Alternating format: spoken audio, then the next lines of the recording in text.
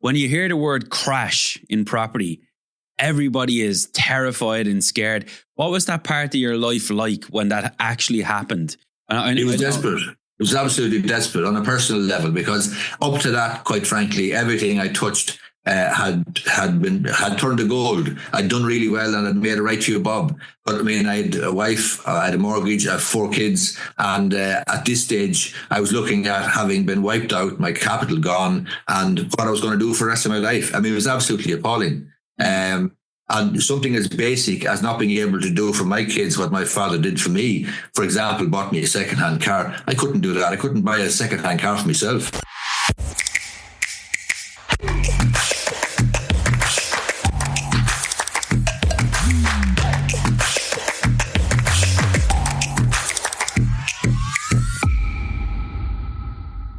Okay, folks, welcome back to today's episode of Platinum, our podcast.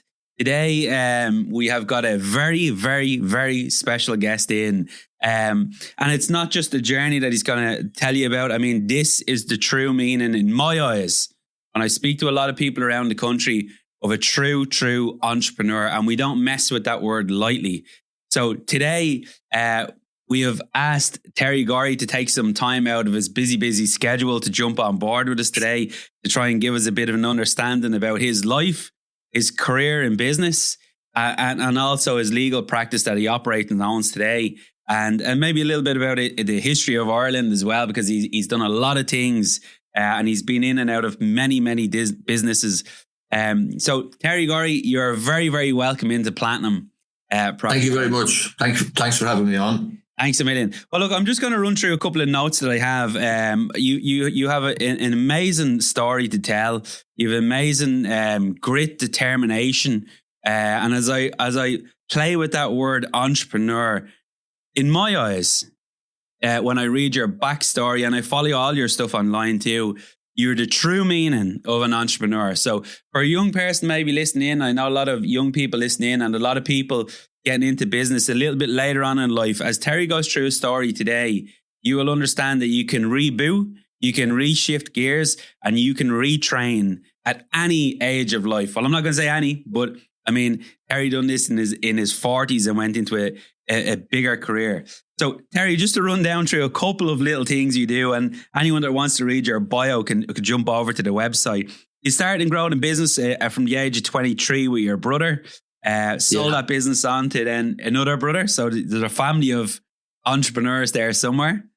You bought shops, petrol stations, pubs. You worked on construction sites. And when I say that word, work on construction sites, you worked on construction sites like I do. You pulled, dragged, got the shit done. Really deep. I was the main developer actually on that particular site that we mentioned earlier there in Edgeworthstown. So just to go back, I mean, I started off in retail I was 23. Myself and the brother started in the retail game, and we worked very, very hard at that. Closed up shop, developed it, worked hard, worked 17 hours a day for about 2 or 3 years, and flipped it. And fairly quickly, you recognise that there's a certain amount of money to be made from retailing, but in this particular case, most of the money was actually made from flipping the property. In other words, developing the business, driving the turnover up, and then flipping it. And obviously, you're selling on a ready-made business for somebody, but you're also getting the benefit of the property appreciation and so on, and whatever value you might have added to it. So I did that for a few years, from say 86 to about 89, 90, and then my father wanted to retire out of a petrol station in Enfield here, and I bought that business off him, and he retired, and then I ran that for a few years, developed it, did a deal with one of the oil companies, and then decided I'd get into property development. And this was shortly before the Celtic Tiger situation. So bought the site in Edgeworthstown, developed it, built 8 apartments, and then the market crashed. So with the crash in the market, everything I'd done up to that, which had been relatively successful, was out the window, quite frankly. So I had to reboot, as you say, and see what I was going to do. I had no capital. nothing. So I went back to college at 41, 42 and did the legal exams, got into the Law Society, became an apprentice solicitor at 42 or 3 and qualified then a few years ago and set up my own practice. So along the way, there's been ups and downs. I've been involved in retail development, retail units, residential development, built a few, obviously developed the apartments in Edgeworthstown and built a few one-off houses, and would always be messing around with property because generally it's a fairly safe bet, you know? Yeah.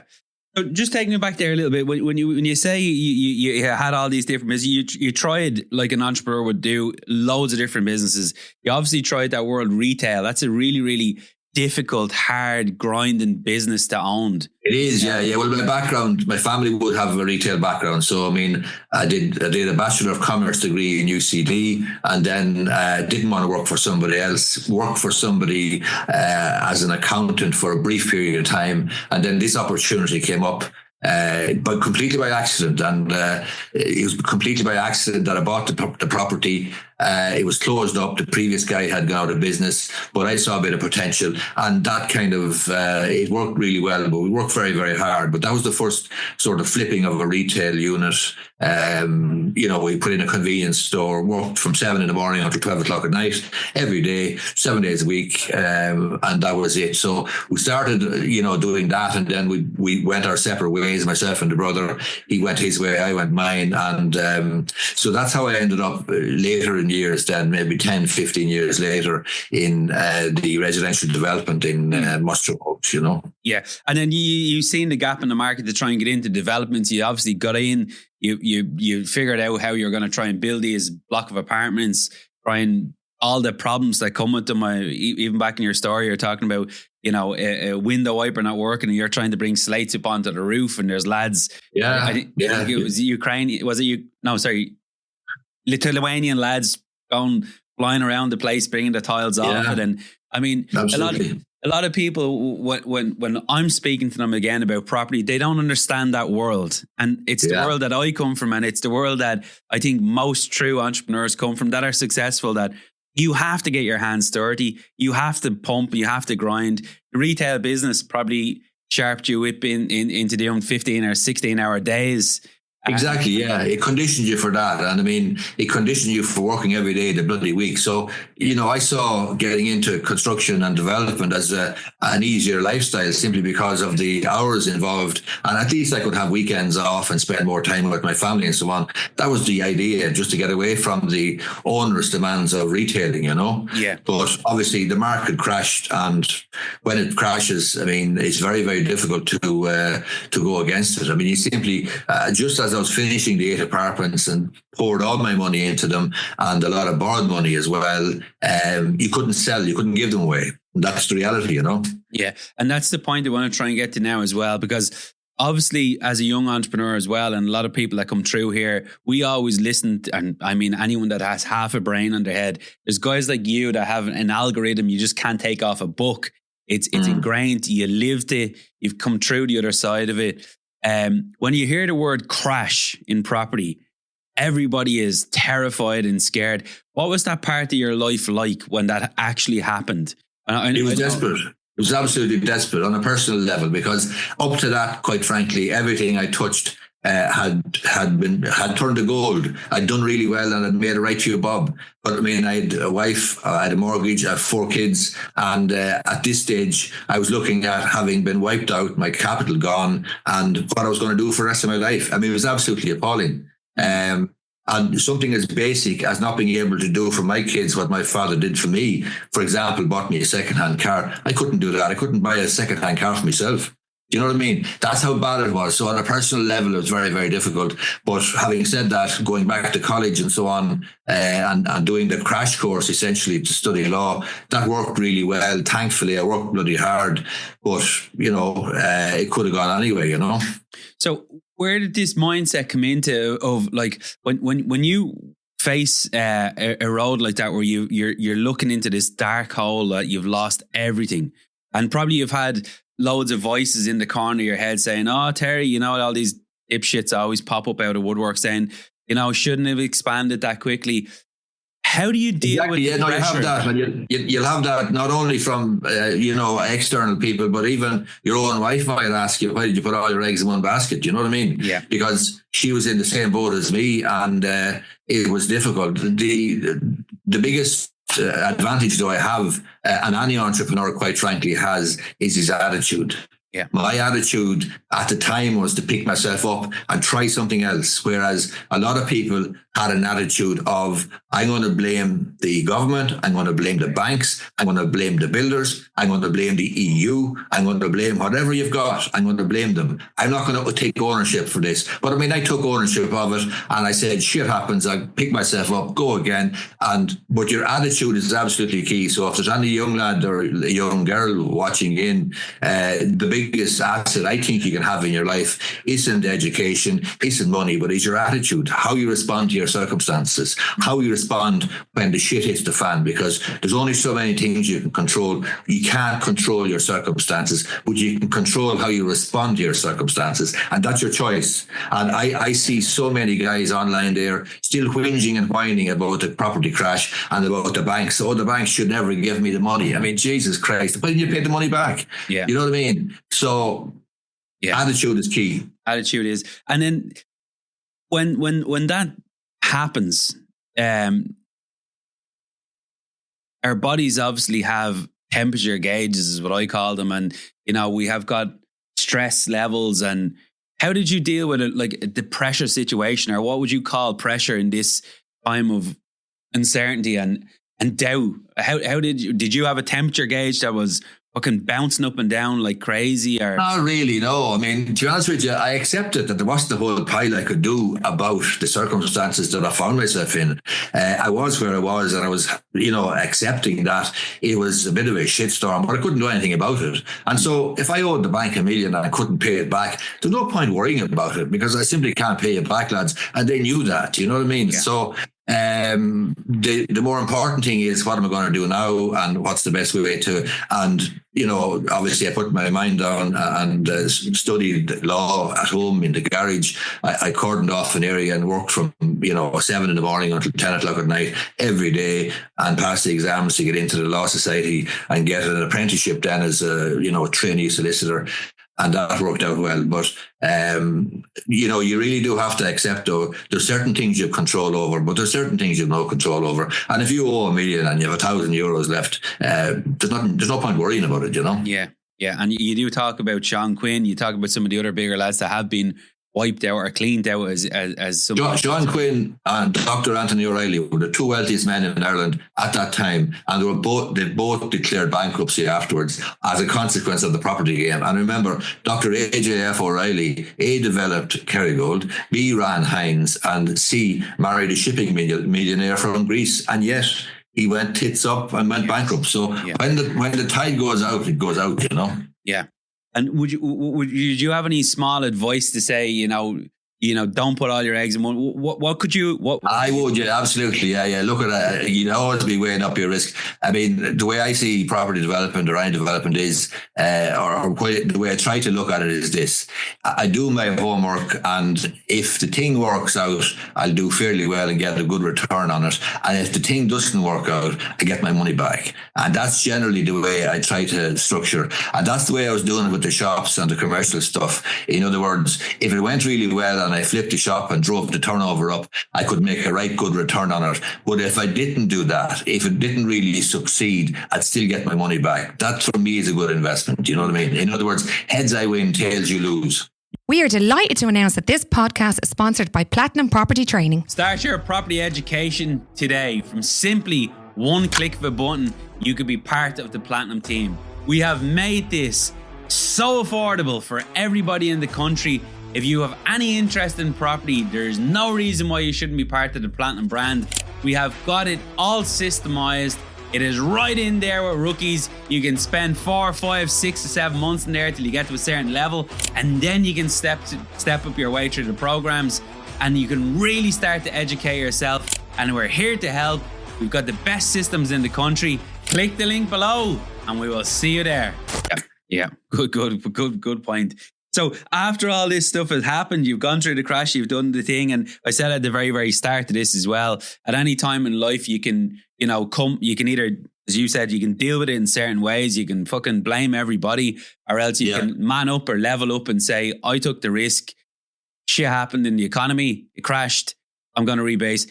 How in the name of God did you manage to get your courage to get out into the garage, which I see a lot of your videos come where you're chopping wood or you're sitting beside the Vespa, corner this place off, make it a safe place, and then tap into the world of law? Because that's not that is a massive shift in my eyes of education, of stress, of levels. I knew this young girl that was studying law. She got to about her second year and said, can't do it. It's just way too much. How in the name of Jesus did you do that after being scarred like that? Well, when I did a Bachelor of Commerce degree in UCD way back in 1980 or thereabouts, there was a law module in it, and I actually quite liked it and was fairly good at it. So I always kind of fancied doing law, and that's how I ended up, getting into it. And to be honest with you, it was really the only game in town for me because A, I had no money, so I couldn't start up another business. B, I didn't fancy getting a job running a shop for somebody else. It would have been a huge, huge transition, and I was fed up with retail. So I didn't have much to lose, and everything was kind of gone. So I had to go, but I have always enjoyed the law, quite frankly. I've always had an interest in it, and I've had a sort of some adeptness at it, I suppose, or some attitude or aptitude for it, Yeah, and you obviously don't you don't practice, or but I don't know if I'm using the correct word here. You don't do road traffic, and you don't do criminal law. Exactly. Yeah. Is there again? You live and learn. First, I qualified. As soon as I qualified as a solicitor, I was 43 or 4 years of age, and the minute I qualified, I was out of a job because the deal with my training solicitor was she'd give me an apprenticeship, but once I qualified, I was gone. So I set up on my own, and I did criminal law and I did road traffic, and I lasted about 9 months. So I learned a lesson, and I got another go. Then, about 9 months later, I got another go. And started again, but with a completely different focus, and the completely different focus has worked fairly well, And it's brought you back into property where it's brought me into property. It's brought me into commercial. It's brought me into employment law. Brought me into stuff that I'd actually have a lot of natural experience with and life experience with. You know what I mean? So it's absolutely ideal. But back then, just starting off, it was a stupid bloody mistake, quite frankly, to be doing criminal law because crime doesn't pay. That's a great one.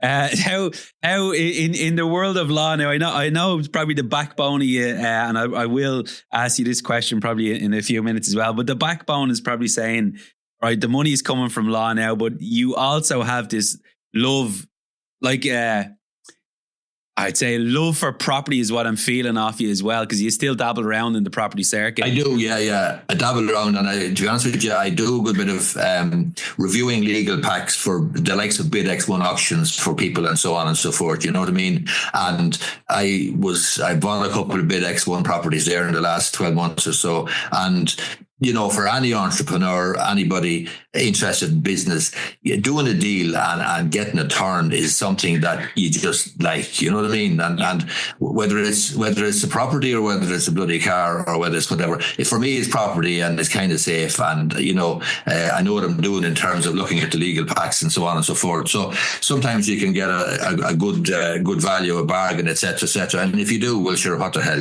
Yeah.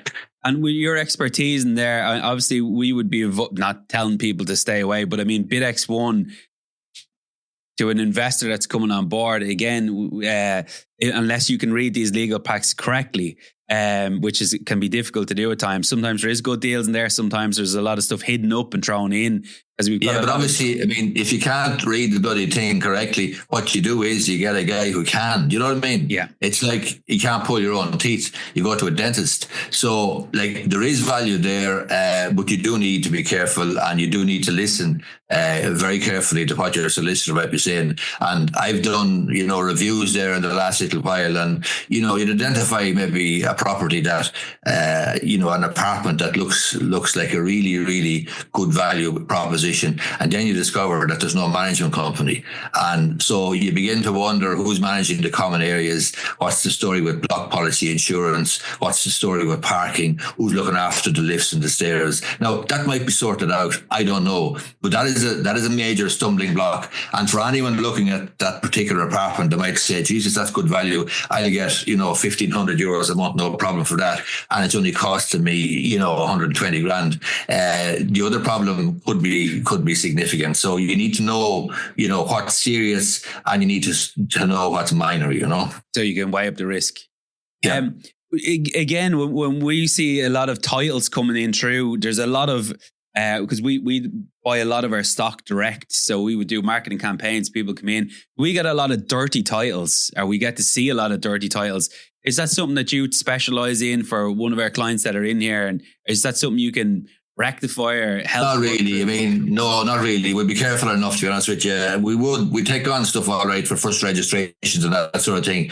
But sometimes, there'd be stuff that you simply wouldn't roll the dice with. It's too risky. And you'd be advising your client of that as well, or else advising your client that if they want to fire away, but you're not going to be able to assist them with it, because you always run the risk with your insurance, your professional indemnity insurance. And if one of those things goes wrong and there's a claim against you, it can make life very difficult for running the practice and so on, from the point of view of getting insurance going forward. So like any smart business person, you do need to weigh up the risk, and there's a certain element of risk that's acceptable, but there's a certain element beyond which you won't go, Yeah. Well said. So in the property circuit out at the moment, where do you see the problem is lying with trying to get stuff over the line with legals? It probably frustrates you that maybe some some firms maybe that, say I'm trying to do a deal, and I'm trying to do a deal with another lady, and she's gone down to her local practice and they're criminal law and they don't really do too much conveyancing. What is behind the scenes is all we hear is legals. It can't be always legals problem. But do you see any, with your expertise now, do you see a room to speed things up? We've a friend over in Boston. She done a property transaction in a 2-week period. Is Ireland ever going to come that quick? Well, to be honest with you, I can't see it, not in the foreseeable future. All I'd say in defence of solicitors and legals is that there's a lot of stuff that goes on behind the scenes that needs to be sorted out and satisfied about on behalf of their client, whereas the client simply sees, I want a good deal and I want to get this thing completed within 3 weeks or whatever. And generally it's not possible, because we do have to make inquiries. And if we don't make inquiries and the thing goes wrong and somebody comes along then and says, look, there's no legal access to that property. You never told me there's a right of way that was unregistered. And now there's a row. There's a farmer down the road here, won't let me down to, drive into the bloody house or whatever. Like the likes of that is the sort of thing that would keep a solicitor awake at night. So you avoid that and you make sure you dot all the I's, cross all the T's. But there's certain things you can't take a chance with. Another thing is the likes of sewerage, for example. The sewerage, for, say, a private residence. But where's the percolation area? Is it next door? Do you need access to it? Is there going to be a row? So there's a lot of stuff, to be honest with you, that goes on beneath the surface. I know everybody blames solicitors, and a lot of solicitors are absolutely shit communicators, very, very poor communicators, very slow, don't return phone calls, don't return emails, and some of them have a God complex, but some of them are good at communicating. But, rest assured, there is a lot of stuff that goes on beneath the surface in any property transaction, and it's really to protect the client, Yeah. And it's in the best interest, as you are representing the client, and it's the best interest in the client to make sure it's clean. Well, absolutely. But the other thing is you're protecting yourself as well, because you really don't want to claim from somebody down the line saying you never told me about this or this problem, or you should have flagged this up, or why didn't you ask this question, or that answer you got to that's not a satisfactory answer. Why did you accept it? Do you know what I mean? So like sometimes we might get an answer to something and we might say that's not good enough. We have to raise a rejoinder, etc. Because as I say, we're protecting ourselves and protecting our clients, Yeah, good stuff. I did see you put up a comment the other day, and I love watching your posts. Sometimes I just watch and read. I'm like, good man, Terry.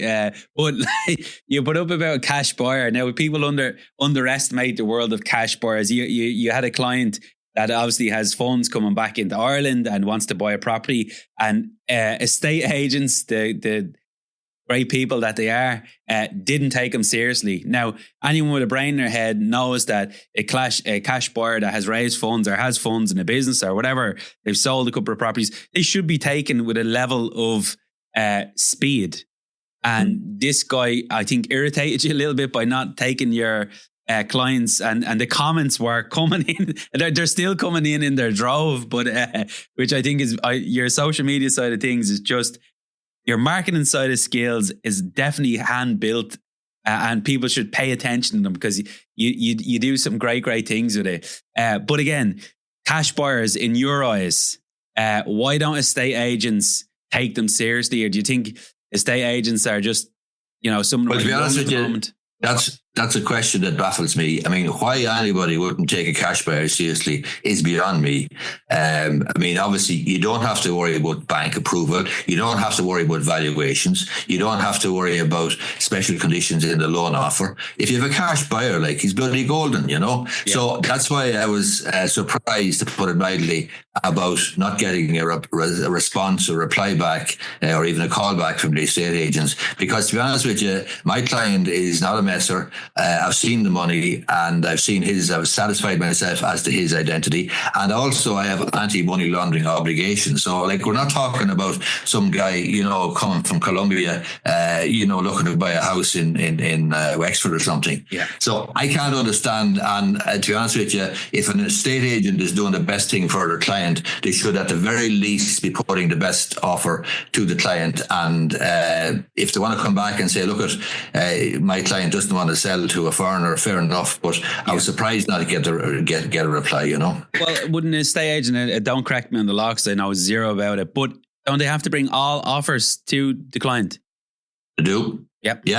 Yeah, and you'd imagine they would return calls to solicitors as well. And to be honest with you, he was in touch. My client was in touch with him a few times. And I said to myself, this fella, they're not taking him seriously. And he's getting a bit paranoid with me. And he thinks it's because he's an American or whatever. So I got onto them myself then, just to satisfy myself. And as I say, lo and behold, they didn't contact me either or come back to me, We are delighted to announce that this podcast is sponsored by Platinum Ventures.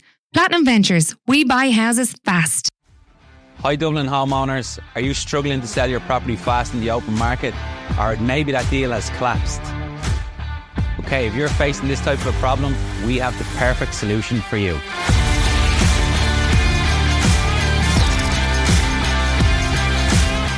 Welcome to Platinum Ventures. We buy houses fast.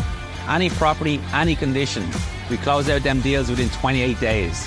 Without the stress of having endless viewings and having to pump money into property only to sell it, we are not estate agents, and therefore you will pay zero agent fees. Visit platinumventures.ie today. Platinum Ventures, we buy houses fast. Now, this is going to lead me towards the end, and I know this will probably rile you up, but again, for people that have been through that crash and been through a problem, how do you deal with the banks at the moment for your clients? Do you have an iron fist with the banks, or how does the judge see the banks at the moment, or what's happening? No, I mean, look at the banks. You don't really have an iron fist with the banks. It really depends on the actual situation. In other words, the bank will do a deal with you if it's in the best interest of the bank. So just to give you a hypothetical situation, if you owe 100 grand to the bank and you have a house worth 200 grand, there's no great incentive for a bank to do business or to give you a deal or give you a write-off. Why would they? All they have to do is wait. They have a charge on the property. It's worth 200k. In 6 months' time or 12 months' time, it's going to be worth more. Why would they give you a discount? They're not going to. However, if you owe the bank $1 million and you have a house worth 150 grand, well, then they'll do a deal with you. Why? Because they know or recognize that you can't get blood out of a turnip or a stone, and it's in their interest to do a deal. It's in their interest to take the hit and move it on. So, as I say, the bank will do a deal only when it's in their interest, and whether it's in their interest or not will depend on the specific circumstances, you know. Yeah. And there's no point going in slapping, banging the table saying I'm a hard man and I've experience, etc. Waste of time. As Trump said to Zelensky last week, you don't have the cards. Yeah. You know, no, I'm no great fan of Trump, but I mean, you do need to recognize when you have cards and when you have no cards. And, you know, you are in a driving seat if you owe the bank $1 million and you've nothing. Because to be honest with you, what can they do to you?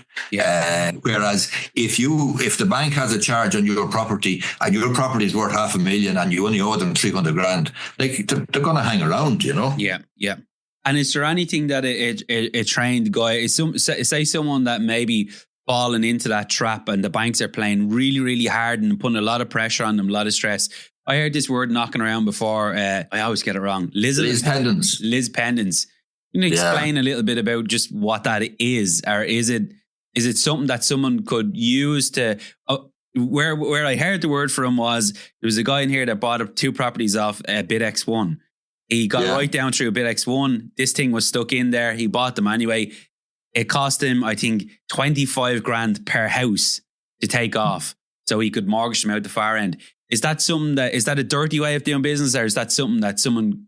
Well, it can be, but anybody who's lost their property or who feels hard done by the banks or whatever will do whatever they can. And to be honest with you, if their property has been repossessed and it goes up to a BidX1 auction, very, very often they'll commence legal proceedings or issue legal proceedings rather, and they'll slap them in to BidX1 and they'll serve a notice and a solicitor's letter, and they'll try and put the fear of God in punters and put people off. That makes sense to a certain extent, but there's some experienced punters who'll say, that's okay, I don't care, because that's a bullshit bluff and I'm going to go ahead and buy it anyway. Now, your man, maybe if there was 2 Liz pendants registered, etc., he may have incurred further difficulty or cost, etc., in getting rid of them. But people do that. They register Liz pendants as well. A Liz pendants is litigation pending. In other words, they have issued legal proceedings. But what happens is, they never pursue them or never really continue with them. They simply issue the legal proceedings as a sort of a tool or a weapon to try and put people off. And sometimes it works, sometimes it doesn't. But sooner or later, the other side will look to have your proceedings struck out for want of prosecution. Do you know what I mean? Yeah, yeah. Lovely stuff. Terry, you've been absolute. Again, I've asked them for a while to try and get you on board. Your life, your career, I think watching in on your stories every day, it in my eyes, and I could be completely wrong here, but it's the same plot that I was cut with as well to try and build up a business. It takes serious amount of punches. It's hard. You also, I know we're not going to go into it today, but you specialize in this thing called, when you hear everyone, let's scale the business, grow the business, that comes with staff, that comes with legal issues.